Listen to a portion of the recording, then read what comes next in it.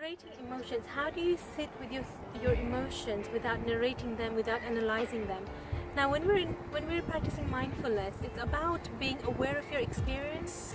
So initially, I think I would like you to be in touch, bring your mind home to your body, because when we're narrating our emotions, when we're going through what happened and what has happened, we're in that.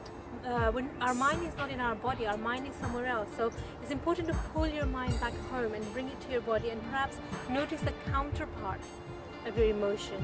Where in the body am I feeling this? For instance, if you're sad or if you're hurt, where in the body am I feeling this sadness or this hurtful feeling?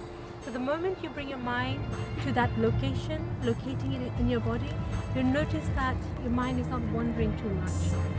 And therefore, you're not making up stories that we often tend to do. We tend to make things worse.